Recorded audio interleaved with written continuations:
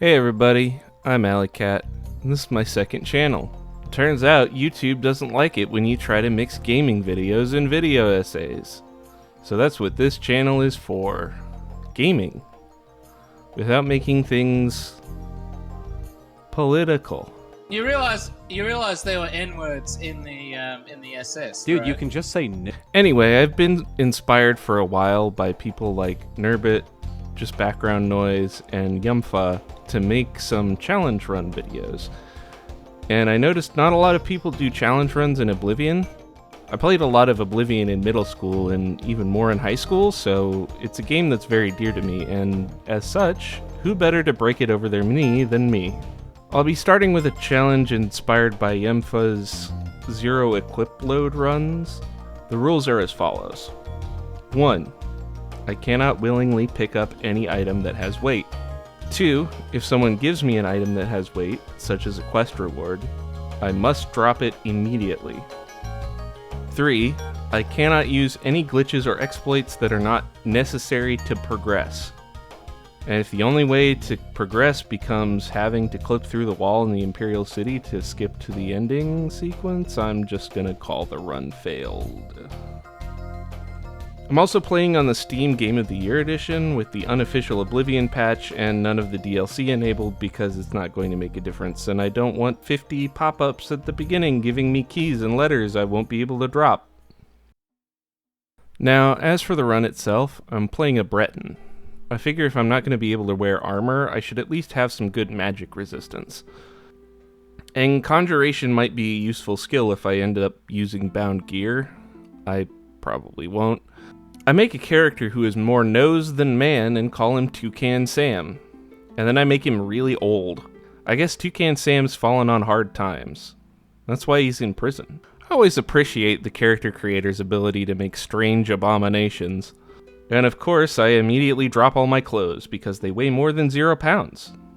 Except for the wrist irons, for some reason. Fashionable.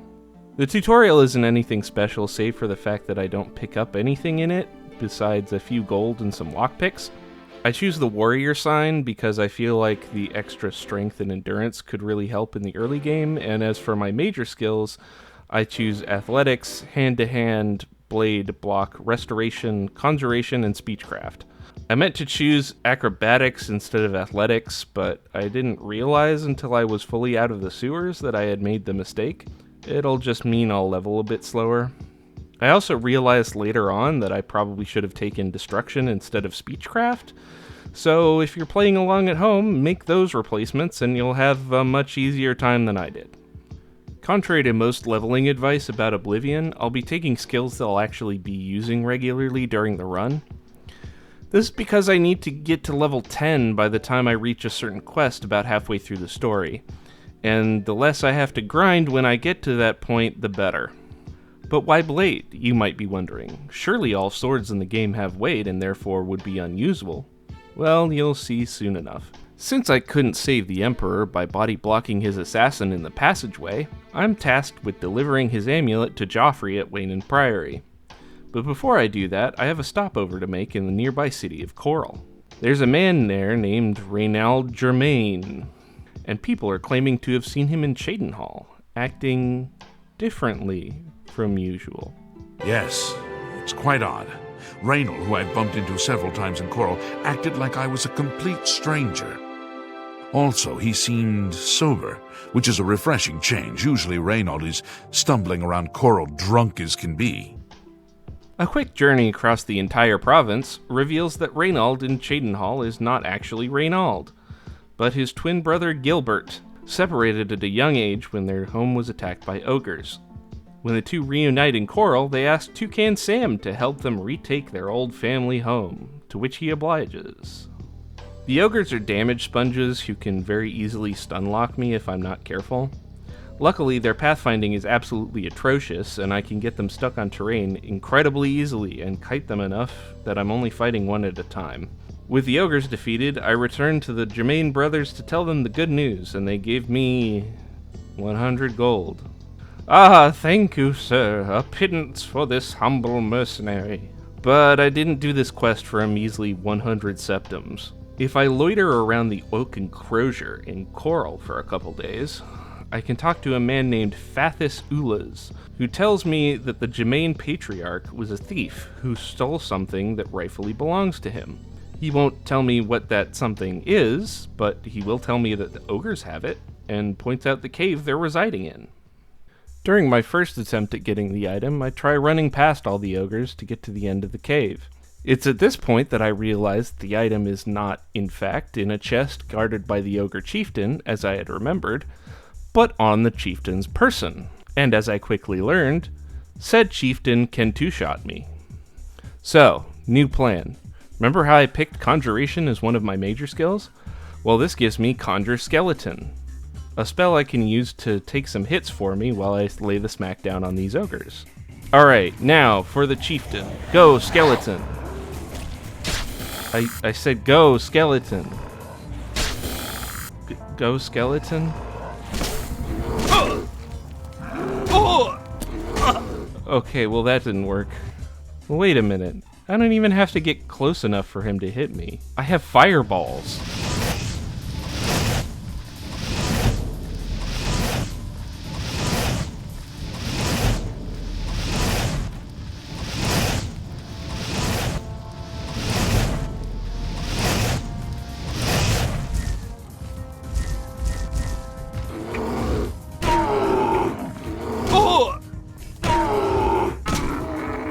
And on his body is the Honor Blade of Coral. You'll notice it has 0 weight. That's because it's a quest item. I'm technically supposed to take this to either Fathis Ulas or the Countess's Steward for a reward, but I think I'll be holding on to this for a while. It doesn't do any special damage, but a sword is a sword, and Toucan Sam's skinny arms can't wield anything else. So, let's actually start the main quest, shall we? Deliver the amulet to Joffrey. Joffrey sends me to get Martin from Kvatch. Kvatch is under siege. Go close the Oblivion Gate. Nothing too special. Now, you might think we hit a snag when it comes to actually closing the gate, right? I mean, I have to pick up the sigil stone, don't I? But guess what? I'm not actually picking it up. Take a close look at the sequence of events here. When I mouse over the sigil stone, it doesn't say take, it says activate. Then instead of saying I picked up the sigil stone, it says it was added to my inventory. It's not breaking rule number 1 since I'm not actually picking it up, and as long as I drop it immediately, it follows rule 2. Plus, if I drop it before the gate closes, it stays in Oblivion and becomes inaccessible forever. So if you think about it, it's basically like I never picked it up in the first place. Is this maybe bending the rules a little? Yes. Is this the only way I can make the run possible at all? Also, yes. Anyway, I grab Martin, head back to Wayne Priory, and it's under attack. Surprise, surprise. Talk to Joffrey, they took the amulet, time to go to Cloudrilla Temple. And then my game crashes. Of course. The unofficial patch was supposed to stop this kind of thing from happening, but whatever. Martin gives a little speech, and Boris asks if I want to join the Blades. I refuse, since he's just going to give me a bunch of stuff I'm going to have to drop on the ground anyway. I'm now tasked with going to the Imperial City to talk to Boris about finding the Amulet of Kings. When I get there, he's sitting at the bar, and he tells me to follow him. Or follow a guy who follows him? Or is he following me? As he gets up from his seat, he sprays foul-smelling pheromones on it to mark it as his own and prevent me from sitting on it. Disgusting. In the basement, a secret assassin spy is killed rather quickly, and Boris tells me to check his body. Alright, Boris, I checked. He's got a book on him. Can't pick it up, though. Search his body. I'll keep an eye out in case any of his friends are nearby. Search his body. Oh, he wants me to pick it up, doesn't he? Search his body. Alright, one sec. So it turns out, in order to progress this quest, you just need to read the book. Mythic Dawn Commentaries Volume 1. It can be any copy, not just the one on this guy's body. The closest and most accessible copy that's not in an inventory is in Ulan Athram's house in the Talos Plaza district. I break in, ignoring him as he silently mouths his objections, and make my way up to his study on the top floor. For a sleeper agent of a dangerous cult of assassins, he doesn't seem to be making much effort to stop me from going through his stuff.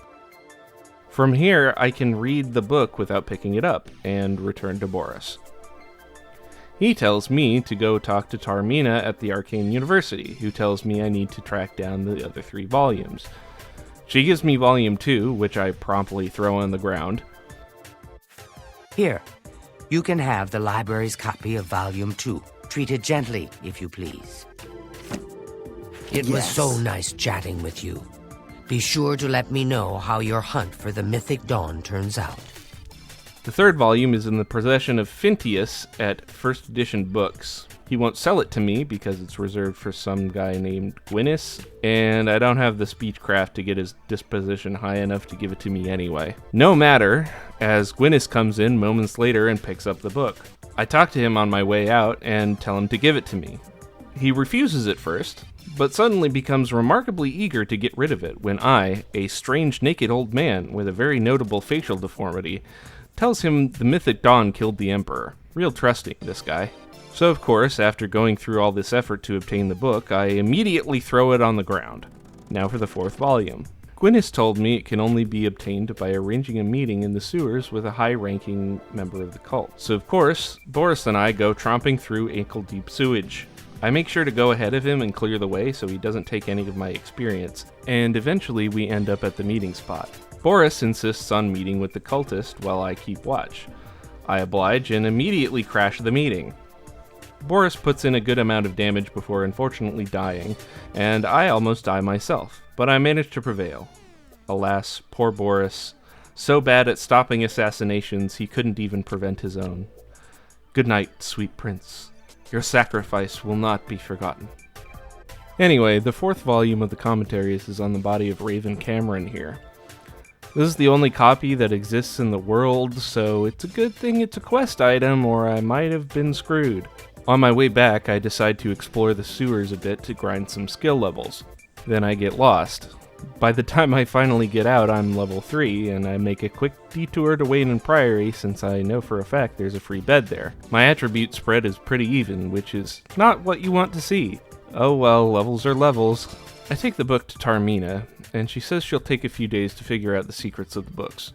I don't need her to tell me, though. The first letter of each paragraph spells out a secret code. Green Emperor Way, where tower touches midday sun. I always forget where Green Emperor Way is. Turns out it's in the Palace District. There's a tomb there with a map that lights up around midday. You activate it and you get a quest marker that points you at a cave near Cheydinhal. Going to the cave, I talk to the door guard, who lets me in. And then this guy named Harrow tells me to give him all my stuff and put on some robes. Unfortunately, the robes are not weightless, which means there's only one way this can end. Then you have come here to die. The time of blazing! You are!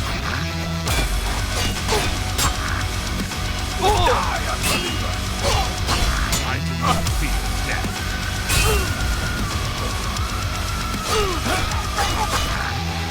Great shall be their reward in paradise.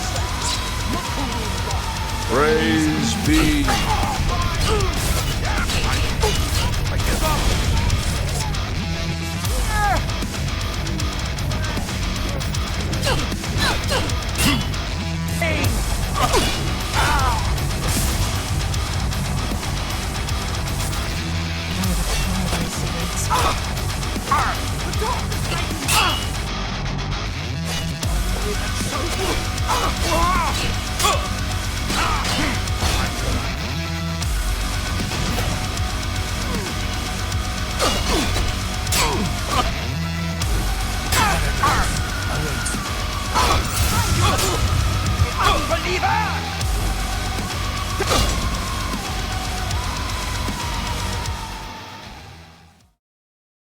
In the chaos, I grab the Mysterium Xarxes and free Gelius, the Argonian prisoner.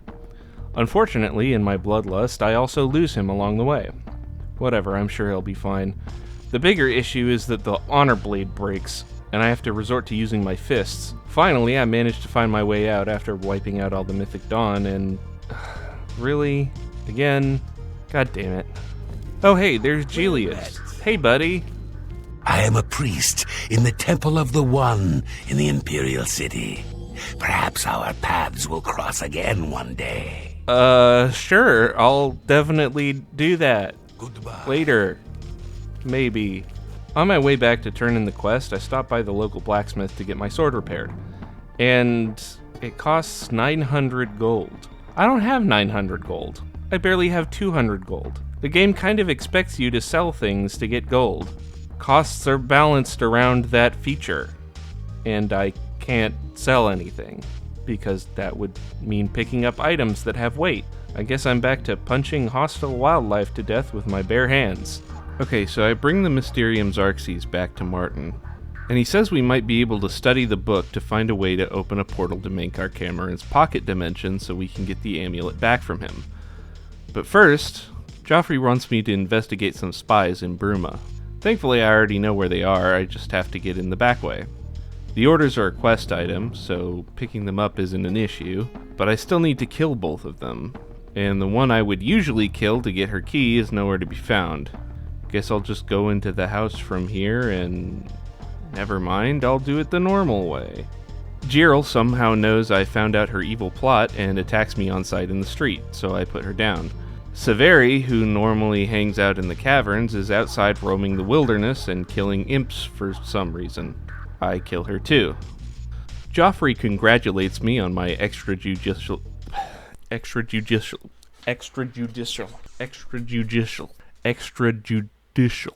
Why did I put this in the script?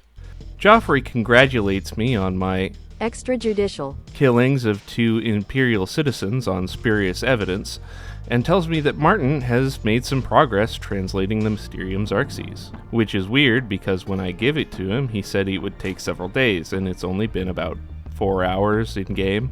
Could it be that the book is simply showing him what he wants to see? He says the book contains dangerous truths, but when I looked at it, it was just some gibberish. I certainly didn't become corrupted by it.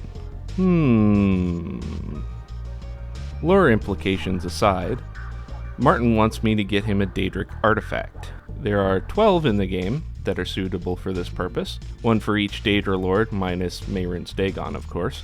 However, there's only one in the entire game with 0 weight, the skeleton key, and in order to get it, I need to do Mafala's Shrine quest, which requires me to be level 10. On a totally unrelated note, I just hit level 4. In trying to think of things to do to grind to level 10, I remember that a later quest will send me to an Ayleid ruin called Miskarkand to retrieve a Great Welkin stone. Wonder if you can do that early. Might be a good way to get some levels. Well, turns out it's entirely possible. The skeletons and ghosts aren't too challenging either. The zombies, on the other hand, are fairly tanky, but they attack pretty slowly, which makes them easy to dodge and block. In theory, anyway. The real challenge comes at the end of the dungeon. When you grab the Great Welkin Stone, a named Lich, the King of Miskarkand, spawns and attacks you, along with 3 zombies. The zombies aren't really the problem, it's the King's lightning spell, which can 3-shot me, and I can't leave because the door is locked until he's dead. I'd hate to see what this fight would look like if I wasn't a Breton. The spell would be doing double the damage. The strategy I end up using is to constantly duck behind this pillar every time he casts his spell, because I can't move fast enough to get him to miss me, but I can move fast enough to put something between us by the time he finishes casting. That said, it takes a while and a lot of trial and error before he goes down, but once he does, I'm finally free to leave. If I can remember how to get out. Alright, level 6. 4 more to go. Might as well close some Oblivion gates. I won't be able to use the sigil stones, but I need the XP, and Oblivion gates are great for that. Plus, I can start closing the gates I would need to close for the Allies for Bruma quest later. Again, Allies for Bruma isn't really necessary, but it'll be fun to see all the colors the guards have on. Most of these gates aren't really special, just the same song and dance you've seen before. They have a few layouts that are chosen randomly when you go in, and there are so few layouts I actually got the same one twice in a row for the ones outside Skingrad and Coral. There's one that's unique, however.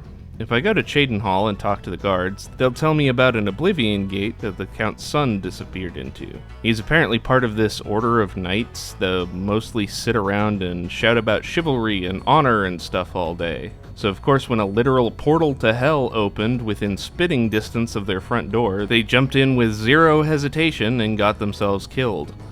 Which means that the naked old man has to go in and close the gate himself. Now, something you may not know about Oblivion is that pretty much every single enemy is scaled to the player's level according to bracketed lists. What this means is, now that I'm level 7, some of the stunted scamps I've been fighting are replaced with regular scamps, who are bigger, have more health, and do more damage. This would be fine if I was fighting them one-on-one, but unfortunately I'm not. Which means I have to run past them and lose out on some of that delicious hand-to-hand XP. Not to worry though, turns out the Count's son, Farwill Indaris, is still alive along with one other knight. I tell him to get the fuck out of there, and he refuses to leave until the Oblivion gate is closed. So it's an escort quest. Great. Actually, it's not that bad. Farwill can actually take care of himself pretty well. He's using a full set of steel gear, which is on par with what I should have at my current level, and he has enough health to tank a lot of hits. Plus, he actually heals if you rest, which I didn't know until after his friend had already died. Whoops. Anyway, it's pretty straightforward from here. I let Farwill aggro the enemies as I flank them from behind. This lets me avoid taking too much damage while putting in some of my own, and avoid accidentally aggroing Farwill, who tends to run in front of you as you're swinging. Once the gate is closed, Farwill thanks me and tells me to talk to his dad for a reward. I'm in possession of 2 fine weapons. They're both heirlooms of the Indaris family, held in the castle for several generations. I'd take great pleasure in bestowing one of them upon you. Please, choose the Thornblade or the Staff of Indaris. Oh, I would have preferred gold, but no, thank you. It's a great gift. Let me just... Level 8. There's one more thing I want to try. In an Ayleid rune called Vindicel, right across the lake from the Imperial City waterfront, lies the most powerful sword in the game, and it's a quest item. The problem? It's wielded by a Bosmer, in full ebony armor. It'll be a tough fight, but if I can kill her, the rest of this run should be a cakewalk.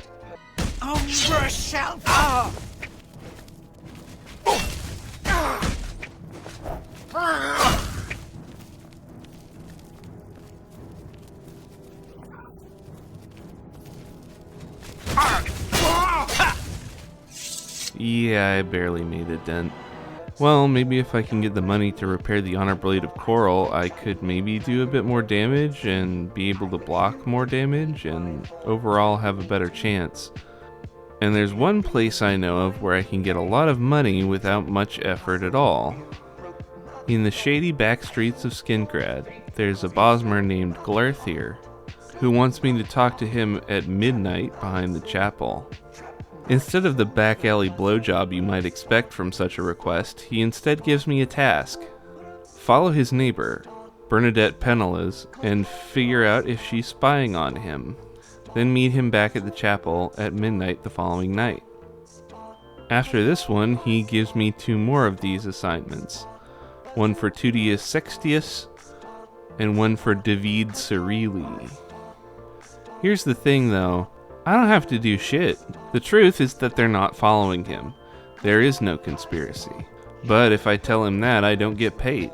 So, every time he tells me to follow someone, I wait behind the chapel for 24 hours, at which point Glarthir approaches me and asks if I've done as he asked. I say yes. You know, like a liar. And tell him that all of his fears are real, and that all his neighbors are going to kill him. He, of course, pays me for this information.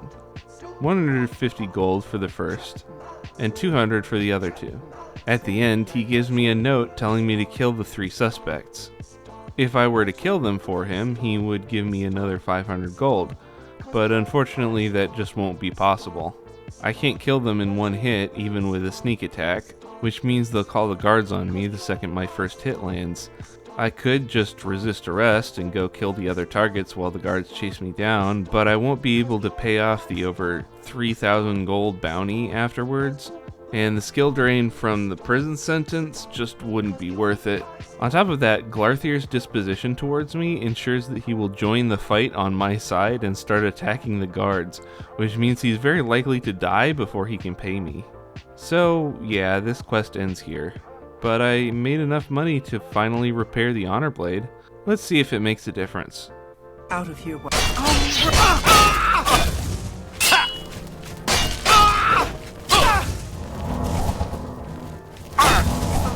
Getting tired.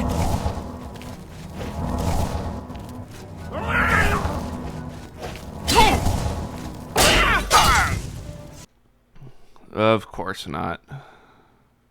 After some frantic running around the arena, I found out I could trap Umbra behind this table, in a spot where she can't hit me, but I can hit her with fireballs. I figure it'll take me a long time, but if I keep casting fireballs, I'll eventually kill her, right? Yeah, her health bar hasn't moved. Just for funsies, let's use a console command to check how much health she has. Excuse me? No way I've only done that much damage. So yeah, it turns out that not only is Umbra level 50, in full ebony armor, wielding the most powerful sword in the game, but she also regenerates 2 HP a second. I literally cannot do enough damage to outdo her healing. I might be able to do it if I had some potions and could afford more damaging destruction spells, but potions have weight, and I had to take money from a paranoid schizophrenic off his meds in order to repair my sword. This just isn't possible. But hey, at least I got another level off the enemies on the way in this time. The grind to level 10 wasn't too interesting. I cleared a few minor dungeons, and when I got bored of that, I just summoned skeletons over and over again until I hit 10. I will not be leveling up any further during this run. Eventually I'll have a level up available, and I won't take it because I want the enemies to stay as low a level as possible. I'm already having problems with damage, I don't need the enemies to get even stronger. So now I can finally do the quest I needed to be level 10 for. North of Leowin, along the Yellow Road, is Nocturnal Shrine, and on the way I get jumped by 2 Flame Atronachs. I find the Flame Atronachs in the Elder Scrolls 4 Oblivion sexy. However, their body is made up of 87% fire, and 100% fire surrounds them. That could kill me if I tried to have sex with one. Some Daedric quests require an offering of certain items to begin, but thankfully Nocturnal's doesn't, or else this run would be doomed. Okay, so Weebum-Na and Bajin, 2 Argonian thieves in Leowin, are bragging about a big score they got. Not great to do within earshot of the guards, but okay. They'll talk about where it is as long as they don't see you before starting the dialogue, but I couldn't figure out how to get into their house without Bajin immediately coming up to their front door and seeing me. Fortunately, through some strange bug that was absolutely not intentional on my part, I managed to skip the conversation by waiting in their house? Doesn't matter, the Eye of Nocturnal is in Tidewater Cave. Getting in, grabbing the eye, and getting out is fairly trivial. Getting in, grabbing the eye, and getting out is fairly trivial if you know where it is. I'm not going to bother killing any of the enemies in here because I don't need to, and I don't need the XP anymore. Returning the eye to Nocturnal Shrine gets us the skeleton key, the only 0-weight Daedric artifact that counts for the main quest. Back to Martin. Before I've even given him the artifact, he tells me about the armor of Tiber Septim. Unlike the Daedra Lords, the gods have no artifacts.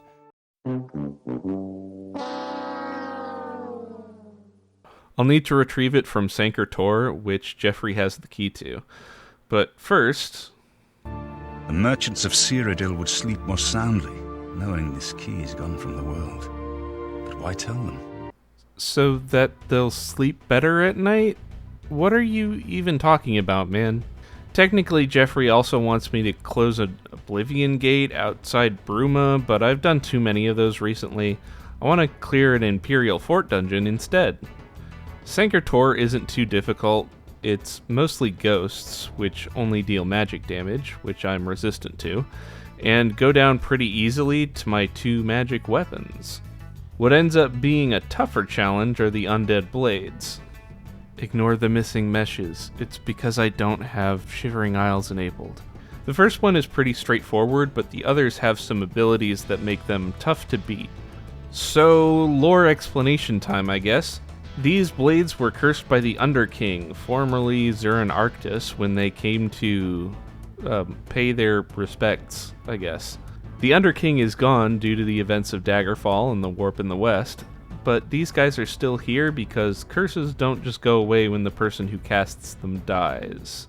Or, I guess in the case of the Underking, when their undead soul finally passes on to Aetherius.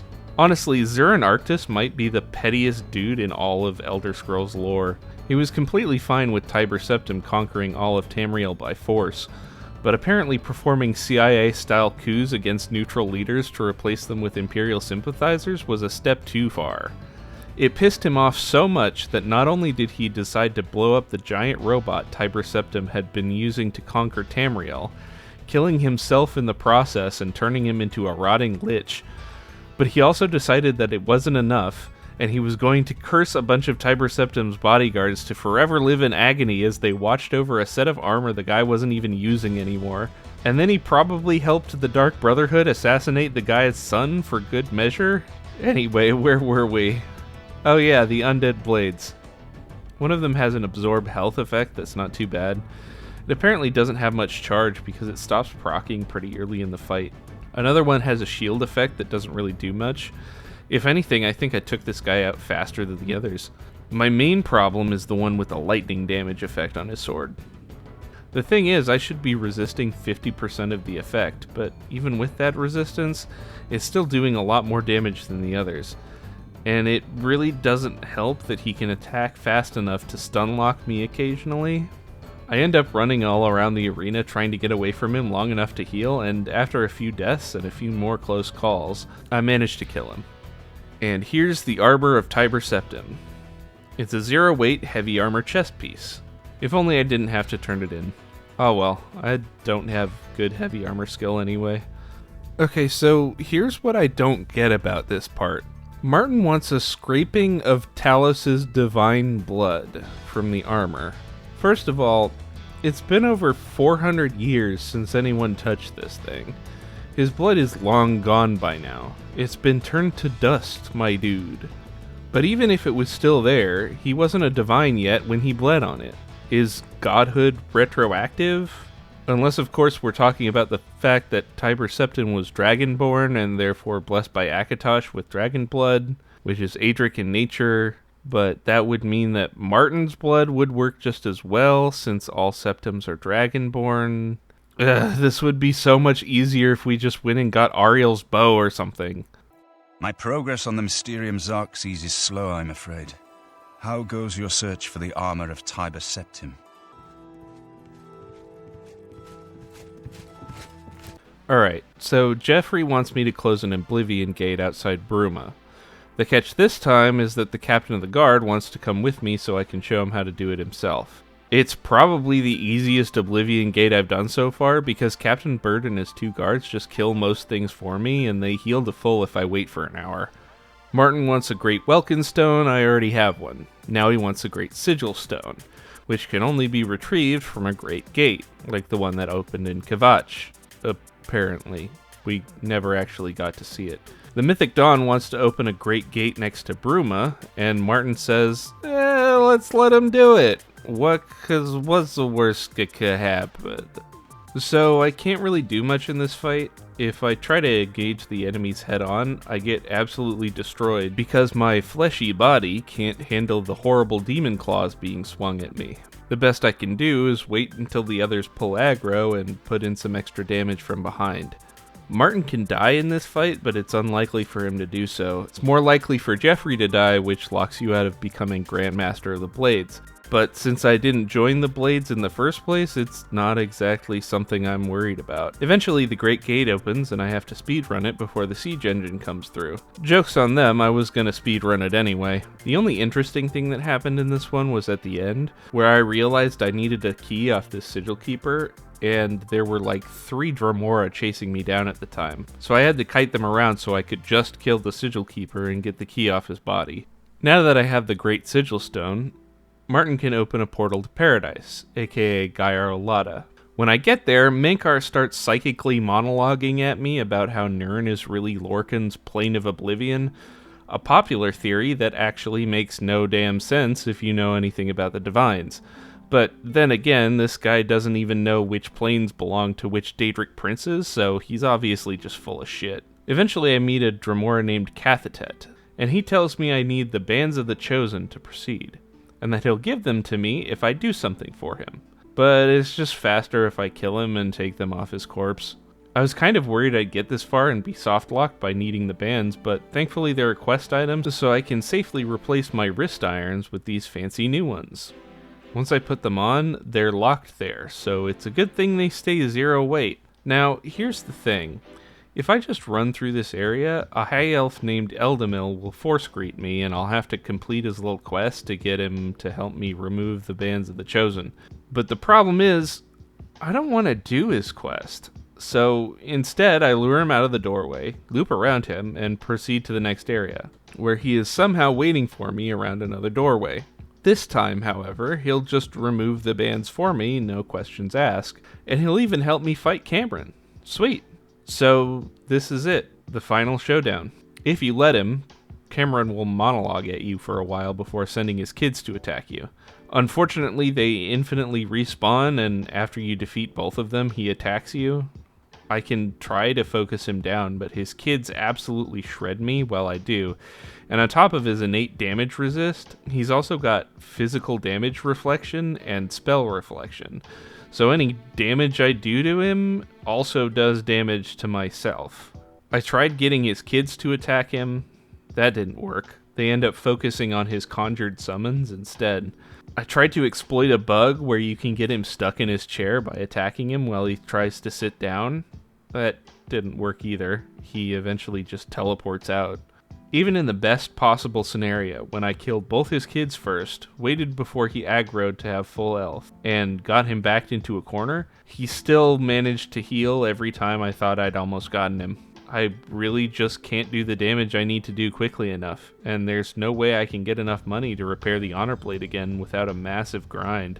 I'm sorry, but I think this challenge may just be impossible. Unless... Loading an old save, I head to Anvil. Just north, there's a farm where a woman named Maeva the Buxom lives. I talk to her and find out that her husband took her family heirloom mace and ran off to join a group of bandits in Fort Strand. The fort itself isn't too challenging, despite the fact that most of the bandits there are wearing dwarven armor now that I'm level 10. Bealfi the Contemptible, however, wields Rock Shatter, a mace with a pretty decent enchantment on it. 11 points of shock damage and 20% weakness to shock for 20 seconds. This guy can really fuck me up, but thankfully, unlike Cameron, I can fight him alone, and he doesn't heal. I can get him stuck on the geometry in this room and spam my heal spell whenever I start getting low, and eventually I can take him down and grab Rock Shatter. As long as I don't return to Maeva, Rock Shatter is a quest item, and has 0 weight. This is the weapon I need to turn the tide. Come on, Mankar. Let's see what you've got.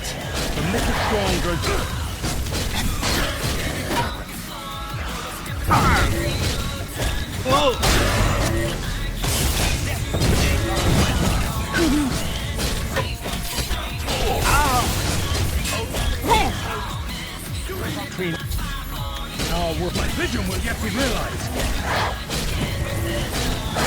Oh, Tamriel, still a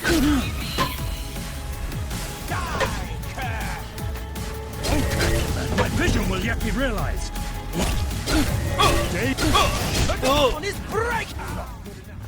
And with that, Paradise collapses. I grab the Amulet of Kings off of Cameron's corpse, and now it's off to light the dragon fires with Martin.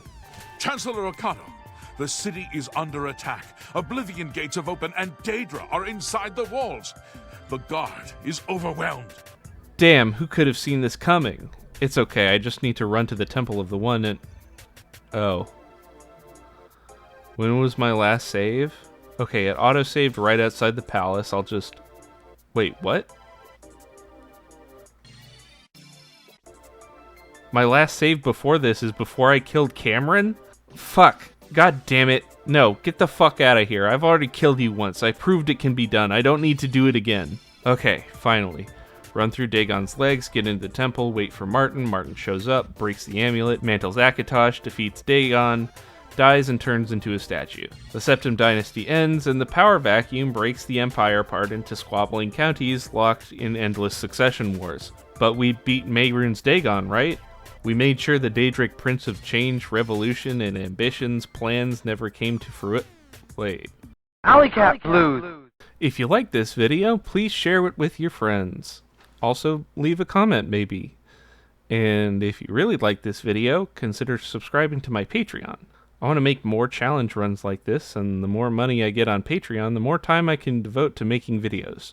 The next one I have planned might be along the same vein as a certain holy man of preserved fruit.